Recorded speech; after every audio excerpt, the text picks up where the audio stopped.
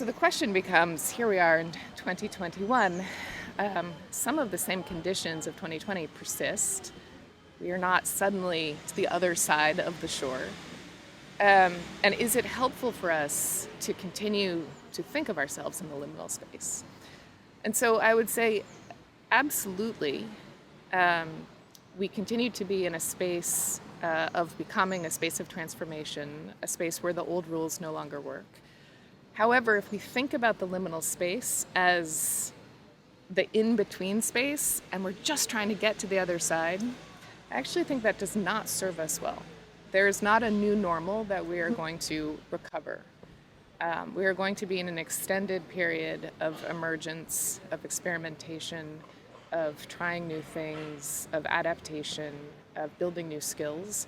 And so I think recognizing that and really leaning into that, into the fluidity, into the possibility, and into the chance that this opportunity gives us of so much disruption, so much of the foundations cracking, we get to rebuild.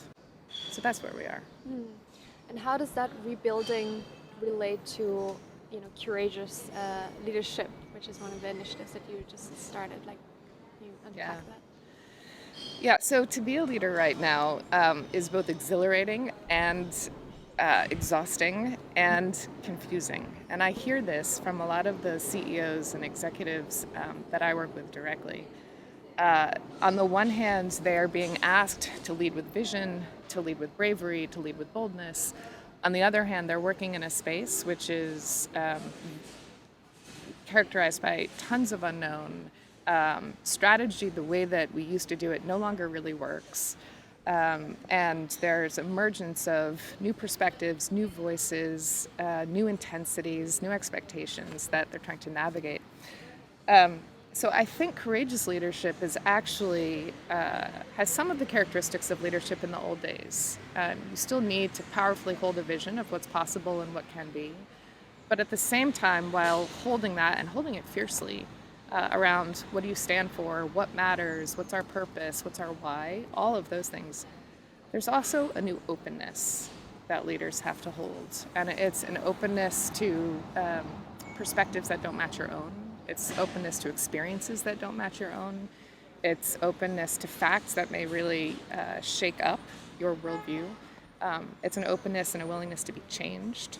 And so the courageous leadership going forward, I think, is going to look like people who are really able to hold that duality, the tension between powerfully striding forward, but also gently, tenderly welcoming other people in, moving with other people, deep listening to other people as they go forward.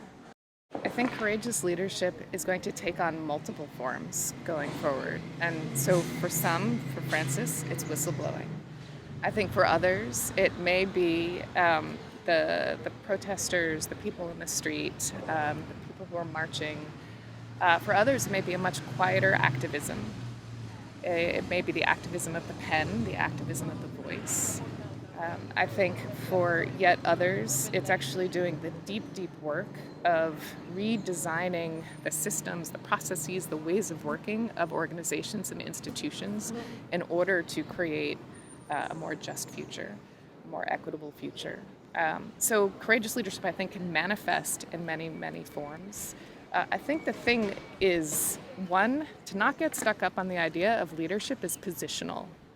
So we all lead. We all contain the ingredients of leadership.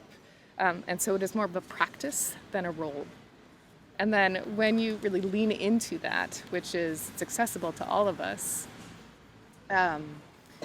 I think then it creates new avenues for expression, new avenues for manifesting the change that you seek. Wherever you are in an organization, wherever you are in the world, we all can do it. I have the privilege of working with leaders all over the world, many in America, yes, but also here in Europe, in Asia, in the Middle East. And a through line that I am seeing with these leaders, one is greater self-reflection and questioning of their own power. And then also a investigation and a real openness to continuing to run the companies and organizations that they have that in many cases were absolutely forged in a different era and have a set of responsibilities which are real, and they're baked into their bylaws, they're baked into shareholder expectations, they're baked into their policies and processes. But at the same time, to continue to evolve and transform their organizations forward for this new place. And they're doing it in some really interesting ways. And so some examples. So a founder and CEO of one of the major media companies in the US, she has actually term limited her leadership, which is not coming from the board, it is coming from herself, which is to say she's giving herself 5 years. She has declared her exit already upon taking the role. And it is an impetus to actually design into all of the ways of working, all of the strategy, all of their governance, succession planning, distribution of leadership, and bringing in of new voices and new perspectives, because it's those folks who are going to be running the company 5 years from now. Another example, also from media, we're seeing is, and I think Netflix is doing a beautiful job of this, is absolutely bringing in more voices so that more people's stories are told, more histories are known, more realities are experienced through art and through culture. And so I think the storytellers out in the world are changing their editorial approaches and putting different people in the editorial seats. And then finally, one of the things that we're seeing, and I think this is very much an emergent signal of our future, is companies that are recognizing that to create bigger ripples of change, they cannot do it alone.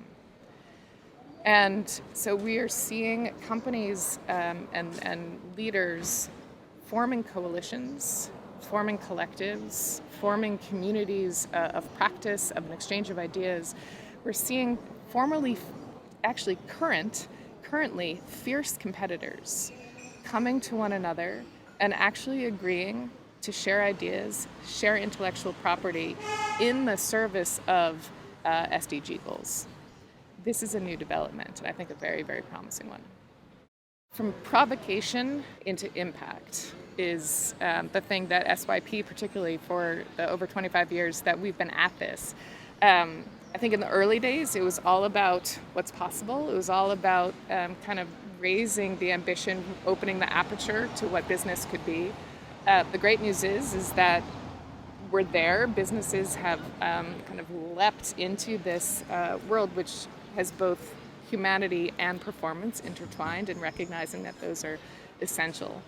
I think what now, and making love concrete, is actually focusing on what is the impact that we are having and how do we give form to intention.